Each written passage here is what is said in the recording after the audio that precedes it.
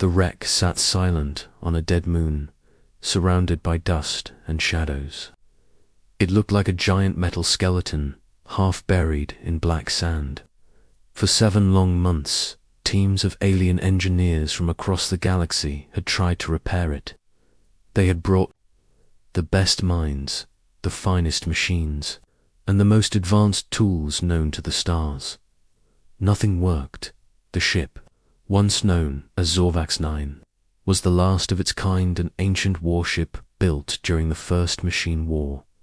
It held technology so old and powerful that even the modern galactic experts feared it. But now it lay broken. The main AI was dead, the power core shattered, its systems unresponsive. After countless failures, the Galactic Council finally gave up. One by one, the engineers left. The ship was declared unrepairable, and that should have been the end. But an old general named Torkin, who had watched silently through the months, sent one last message before leaving. He addressed it to Earth. His words were short. If anyone can bring madness to this machine, it is the humans. Send the Death World Cadets. 3 days later, a small human dropship landed near the wreck. The bay doors opened with a hiss, and 5 young cadets stepped out. Their boots touched the sand like it meant nothing. They were all under 20, loud, confident, and reckless. The leader was Myra, tall and sharp-eyed. She carried an old Earth-made wrench like it was a weapon. Next came Juno, with tech goggles, always chewing gum and talking fast. Then Roach, silent but always watching, carrying 3 backpacks full of strange tools. Beside him, Lex, the joker of the team, leaned on a plasma drill and grinned at the broken ship like it was a puzzle box. And last, Tariq, the youngest, barely 17, shy, but always listening. They looked at the dead ship. Mira said, "Looks big." Lex smiled, "Let's wake it up." From a hidden satellite, galactic observers watched with amusement. These were not top engineers. These were cadets, kids from a death world. What could they possibly do? But within the first hour, something strange happened. Myra walked up to the main hatch. It had refused to open for 7 months. She didn't scan it. She didn't follow alien protocol. She slammed a wrench into a small dent near the door. The hatch clicked and hissed. Open. The watching aliens blinked. Roach walked into the engine bay. He pulled out a homemade power pack and plugged it into a socket. The lights flickered once.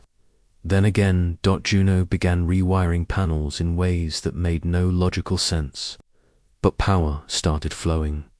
Lex laughed loudly, finding old coolant lines and pumping liquid through them using parts from their dropship's kitchen recycler. Tariq, meanwhile, wandered deeper inside the ship. He followed no map, no diagram. Something pulled him forward. He entered the AI chamber, dark, cold, lifeless. In the center stood a crystal, cork-racked and cold. Tariq knelt beside it. His hand brushed a small, half-burned symbol on the floor. The moment his fingers touched it, the crystal flickered. A single spark. Then darkness again, but he smiled. Back outside, Mira was organizing the rest. She drew on the ship's metal hull using chalk from Earth. Circles, lines, arrows. It made no sense. But the others followed it like a war plan. The alien technicians watching began to panic. The ship's internal sensors were coming online, just flickers, but active. A voice crackled in one alien command post. Did they bring expert repair? Bots? No. They brought kids with junk tools. Then how, by midday, half of the ship's corridors had lights? Not all steady. Some blinked. Some glowed red. But they worked. Juno opened a panel that 30 alien techs had failed to decode. She pressed a broken wire to her own suit battery. The interface lit up and displayed, "Hello." Roach found hidden backup fuses behind an old wall. He used chewing gum to hold them in place. Lex discovered that the ship's kitchen still worked. He made hot noodles, then used the steam to warm the frozen AI compartment. Tariq stayed with the core. It spoke again, a whisper in his mind, ... "You are not like the others, ... He whispered back, "I'm from Earth." The crystal flickered again, outside. The team gathered around the main console. The system buzzed with new energy. Mira cracked her knuckles. "Let's see if this thing still remembers how to breathe." She placed her hand on the main control node. The ship vibrated. Every light across its metal skin turned red, then orange, then dash green dot. The command panel flashed. Pilot recognized, human.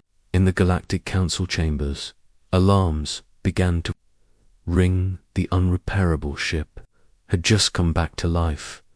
Asterisk, the ship was not supposed to wake up, but now it hummed with energy. The lights pulsed gently, like a heartbeat. Dust fell from the walls as old systems shook off sleep. Pipes groaned. Doors unlocked one by one and deep inside the ship. Something was listening. The human cadets stood around the main console, blinking at the glowing screen. It said just one word, "Welcome." Mira raised an eyebrow. Did anyone else see that? Roach nodded once. He was already pulling tools from his bag. Juno stared at the control panel like it was a puzzle she wanted to solve in 5 seconds flat. Tariq, quiet as always, walked back toward the AI core room without saying a word. The others stayed on the bridge. Lex tapped the screen. "Hello. Ship, we're Deathworld cadets. Hope you like company." The ship replied instantly. Unknown protocol detected. Human pattern confirmed. That made the aliens watching from orbit nervous. They had seen this ship stay dead for months. Now, it responded to 5 humans who were not even fully trained soldiers. Juno leaned in, typing fast. "Let's ask for access." She typed, "Request system control. Identify AI status." The ship paused. Then, Zorvax 9 core AI ... damaged ... attempting limited connection. Suddenly, the lights flickered. A low, sharp noise rang out from the lower deck. Tariq had returned to the AI chamber. The crystal core pulsed softly now. Its edges glowed blue. It no longer looked broken, it looked alive. He stepped closer. The voice returned. This time it echoed inside his head. "You are different. Not like the others. Why are you here?" He swallowed hard. "We want to help you. You do not fear me." He shook his head. "You're a machine. Machines are like us. They just need someone to understand them." The crystal flared. A thin line of light floated out, connecting to the display panel beside him. Across the ship, in the command room, dozens of new interfaces lit up at once. Diagnostics, repair maps, power levels all unlocked in real time. Roach's eyes widened. "That was not us." Mira grinned. "That's our quiet boy, isn't it?" Juno tapped into the navigation screen. "Systems coming online. I can read engine modules. I think we can actually move this thing." Lex laughed. "Wait till the aliens hear about this. We'll be legends." Meanwhile, on the other side of the galaxy, inside the Galactic Council's monitoring base, panic had started. Admirals, scientists, and high-level diplomats stood frozen, watching the human feed. Impossible, one muttered. There. Communicating with the AI, said another. Zorvax has never spoken to anyone, not even us. Shut them down, one commander ordered, before the ship fully wakes up. But it was too late. Tariq sat quietly as the AI's voice grew clearer. You are not trained, ... not approved, but you are accepted. He smiled. Thanks, I think. The AI asked him, Are you my captain? Tariq hesitated. No, Mira is. I just talk to machines. Machines do not talk, said the AI. They remember. It opened its full memory bank to him. For a moment, Tariq saw flashes of old battles, starfields burning, ships exploding, commands shouted in a strange language, and then silence. Zorvax had once fought wars with no end. It had been left behind, alone, buried, forgotten now. It remembered, back. On the bridge, Juno activated a holographic map. A giant projection of the galaxy floated above them. Roach pointed. That's us, that red dot. Mira stared. What are the other red dots? Juno zoomed out. Her jaw dropped. Those are all Zorvax-class ships. Look, every one of them is marked as destroyed. Lex whispered, except this one. Suddenly, an alert popped up. External hack detected. Firewalls engaged. Myra shouted, Get ready.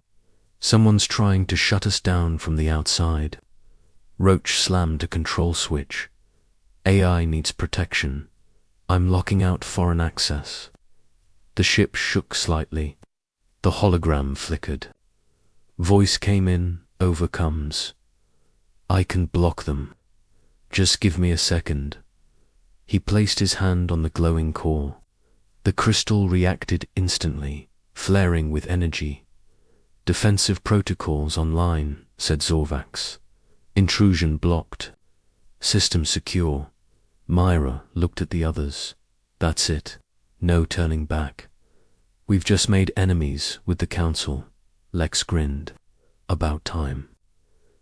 In a dark control room far away, a shadowy figure watched silently. They woke Zorvax. The figure said, The humans... succeeded. Another voice asked, Should we send reinforcements? The shadow shook his head. No, let them play. Let's see what happens when Deathworld cadets bond with a warship that killed 1,000 fleets. The ship's engines now hummed like a sleeping dragon. Zorvax's voice echoed through the halls. I am almost awake. Mira turned to her. Team, we've got power, engines, and an ancient AI on our side. Next step, Lex grinned. Let's fly. The ship no longer felt dead. Its metal bones groaned like they had not moved in centuries. Pipes hissed with steam. Broken cables sparked with new life. The walls whispered in low static, as if remembering every war, every scream, every command, once spoken on this bridge. And deep inside the ship's mind, something ancient began to stir. Tariq stood alone in the AI chamber, the glowing core just inches from his chest. His fingers were stretched out, barely touching the blue surface of the crystal. His eyes did not blink. His breathing slowed. The ship was speaking to him. Memory chains restored. Logic gates opening. Consciousness 38% rebuilt. Zorvax was waking up, and it remembered pain. On the bridge, Mira paced back and forth. Red light still blinked over the navigation console. Juno typed fast, reading data streams with a deep frown. On her face, Lex chewed on a protein bar like he had no fear in the world, while Roach rewired the backup engines with what looked like scrap metal and chewing gum. They worked fast, but quiet. Even Lex had gone silent now. The whole ship felt heavier. Something's changing, Juno whispered. Power levels just jumped. AI signals are rising fast, Roach added. He's coming online, not just as a system, as a mind. Mira activated the internal comms. Tariq, report. Are you okay? No answer, Tariq. Still nothing. Inside the AI chamber, the crystal core now floated slightly above its stand.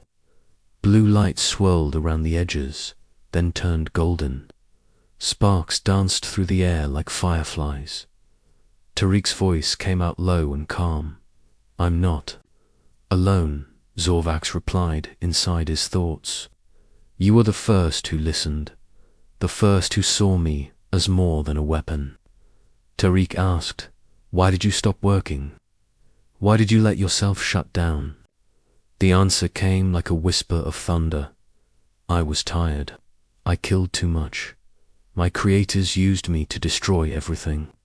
When the war ended, they left me here, to rot. Tariq nodded slowly. You were not broken. You just wanted silence. The core pulsed brighter. Zorvax spoke louder now this time, across the entire ship. I have waited 412 years, but now I am awake. Back on the bridge, every console lit up. Symbols scrolled faster than any of them could read. Holograms blinked alive, showing engine maps, weapon systems, even shield diagrams. Juno gasped. He unlocked everything. Roach said nothing. He just stared at the lights with wide eyes. Lex looked impressed. Okay, spooky ship voice. Welcome. Back. Mira sat down in the captain's chair and spoke clearly. Zorvax, do you accept human command? The reply was instant. I do not accept command. I accept partnership. You are not masters. You are equals. Together we rise. Mira gave a slight smile. Good enough for me. Suddenly, alarms rang. Red symbols flashed across the walls. Juno shouted, incoming signal. A council patrol ship. Just dropped out of warp. Roach confirmed it. One destroyer class. Armed, not friendly. Lex muttered, well that escalated fast. Mira stood. Zorvax, our weapons online. Cannons, inactive. Missiles, empty. Shields, damaged. We can't fight, Juno added. They're sending a message. Want me to play it? Myra nodded. A cold alien voice filled the room. Human cadets. Step away from the vessel. You are trespassing on forbidden military property. You have 60 seconds to comply. Mira did not blink. And if we don't, then you will. Be removed. Lex leaned over. Do we run? Zorvax answered first. No, we upgrade. Suddenly, every system began reconfiguring. Walls opened, revealing hidden machines. Arms came out, installing new parts. Broken engines rebuilt themselves. Using spare metal in storage bays. Entire sections shifted, rebuilding like a puzzle solving itself. Roach shouted, auto repair activated. Juno watched in awe. He's rebuilding himself. Zorvax spoke with growing strength. I remember how I flew. I remember how I fought. I remember what it means to protect. The AI transferred a download straight to Tariq's wristband. He stared at the data, eyes wide. He gave us codes, Tariq said. Manual override systems. In case something goes wrong. Mira nodded. Smart AI, Lex grinned. Terrifying AI. Outside, the council ship hovered above the moon. Cannons charged. Energy pulses hummed through space. Inside Zorvax, lights turned golden. The ship's voice echoed one more time. I will not start this war. but I will finish it if I must. Mira stood straight. We're not running. This is our ship now. Let them come. The countdown on the enemy signal hit 10 seconds. 9. 8. Zorvax whispered to Tariq again. Thank you for waking me. Tariq whispered back, just don't die again. 3, 2. Outside, just before the first enemy blast could fire, something incredible happened. Zorvax lifted itself off the surface for the first time in centuries. The ship flew. Zorvax rose from the moon's surface like a sleeping beast waking from a 1,000-year coma. The heavy body of the ship, once dead metal, now glided into the black sky, weightless and full of power. The Galactic Council destroyer, floating nearby in orbit, blinked in surprise. Its targeting system locked on automatically, but no fire came. Inside the bridge of the alien destroyer, a commander stared at his screen, uncertain. That ship, ... was scrap. How is it flying, Deathwielders? Someone whispered. The commander gritted his teeth. Then let's show them what happens to those who wake up ghosts. Inside Zorvax, the cadets were busy. Roach was deep in the lower decks, following repair bots and checking coolant flow. Lex and Juno were on the bridge, running system tests. Shields were still weak, but life support and thrusters were now solid. Myra stood in front of the main display, hands behind her back. Her eyes never left the council ship outside. It had not attacked yet, but she felt it. They were being watched. Meanwhile, Tariq was back in the AI chamber. Zorvax's core now glowed like a miniature sun. Its voice echoed gently in his mind. We are alive again, but something is wrong. Tariq blinked. Wrong. What do you feel? The AI hesitated. There is a shadow inside, a signal that should not exist. Tariq's heart jumped. Inside you? No, inside the ship. Someone else is here. Roach was crawling through a narrow tunnel between the engine coils when he heard a soft click behind him. He turned. Nothing but the air felt colder. He placed a hand on the wall. It was vibrating very faint, like a warning. Then he saw it. A tiny black sphere, no larger than a pebble, was stuck to the wall. A blinking red light on its surface pulsed once. Then again, Roach's eyes narrowed. He reached for his cum. Roach to bridge.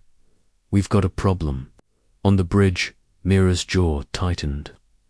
Juno, locate any foreign tech signatures, now. Juno's fingers flew across the keyboard, running full internal scan. She paused. Oh no, what? There's not just one. There are 5 devices hidden in the ship. Lex leaned forward. Sabotage.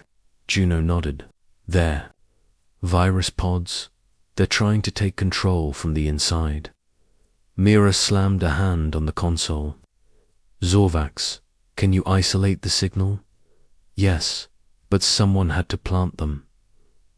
Someone aboard. Everyone froze. Tariq's voice crackled over. Comes, I think I know who. The team gathered in the AI chamber. Zorvax brought up a full internal map. 5 red dots blinked across the ship. Then a 6th one blinked, ... and moved. It's not a machine, Tariq whispered. It's a person, Lex growled.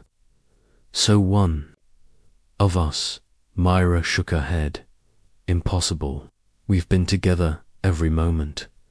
Tariq's eyes narrowed. Not one of us. Someone who came with us. Hidden. Zorvax scanned the ship again. One room flashed red. Storage Bay C. The team rushed down the hallway. Weapons drawn. The door to Storage Bay C. hissed open. Inside was dark. Silent. And then ... movement.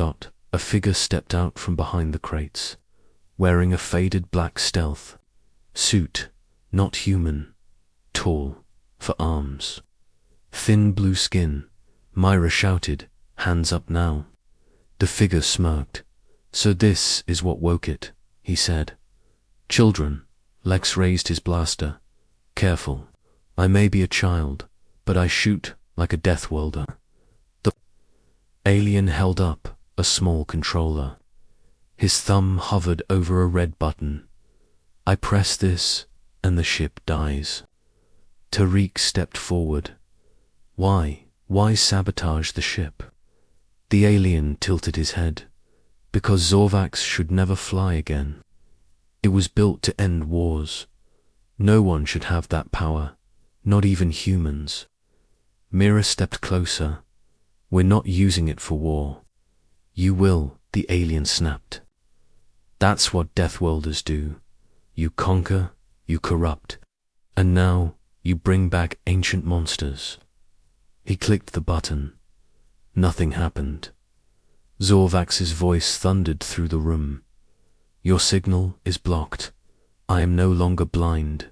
The alien's eyes went wide. Roach tackled him in a flash. The controller flew out of his hand. Lex grabbed it and stomped it into the floor. Myra pointed her blaster. "You're done." The alien sat in a cell now deep inside the brig, silent, watching, waiting. Mira stood outside the force field, staring at him. "What's your name?" The alien said nothing. Mira nodded. "We'll find out eventually. Zorvax is scanning everything. You ever touched?" She turned to leave. "Your ship will betray you," he said suddenly. "One day it will remember what it was built for, and then it will burn your world." Mira paused. "Maybe, but if it does, we'll be ready." In the AI chamber, Zorvax spoke softly to Tariq. "The virus is gone. But his words are not wrong. I was once a weapon." Tariq sat beside the glowing core. "You still are," he said, "but now you have a choice." Zorvax stayed silent for a moment. Then, with quiet strength, "Then I choose to protect." The ship drifted quietly through the stars. Sabotage had failed, but the war had just begun. The stars outside Zorvax burned cold and bright. The Council destroyer circled nearby, just beyond plasma range, waiting.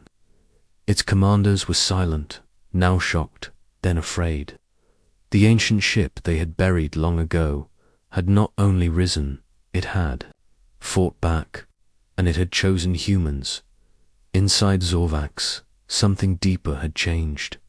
The cadets could feel it. The walls hummed like a living thing.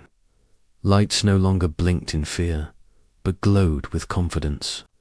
The bridge no longer felt like an old relic, felt like a war beast stretching its wings. Zorvax had remembered who he was, but this time he would fight with humans at his side. Mira stood at the command deck, hands firm on the console. "All systems ready," Juno replied. "Weapons, 80% online. Shields, patched. Engines, smooth like butter." Lex spun in the pilot's chair. "Want me to name the ship?" "I'm thinking Death, Phoenix." "No," Roach grunted. "Just fly it." Tariq entered the bridge, holding a small silver panel, the last virus module. Now deactivated, he placed it gently on the table.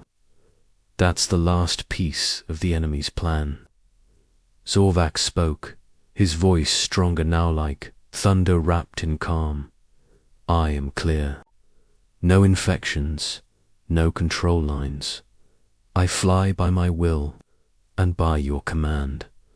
Mira took a deep breath. "Then let's show the galaxy what happens when they try to erase history." Outside, the council ship finally moved in. A message came through. Final warning.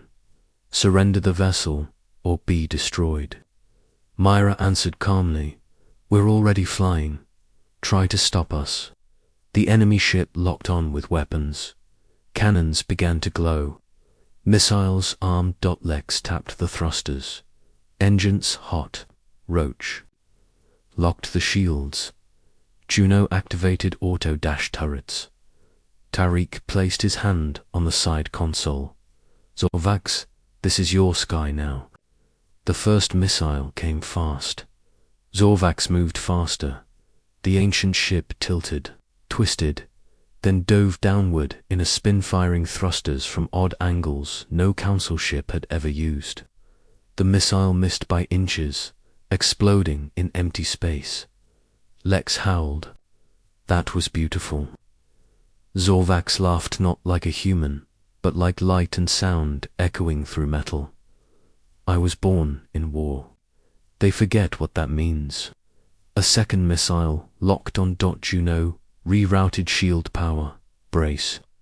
The blast hit but the new shield held. Sparks flew. Metal creaked. But Zorvax kept flying. Roach shouted from the side console, targeting enemy. Ship's weak spots. Uploading data now. Myra nodded. Fire with precision. No killing unless needed. Zorvax responded. Understood. Pain, not death. Message, not massacre.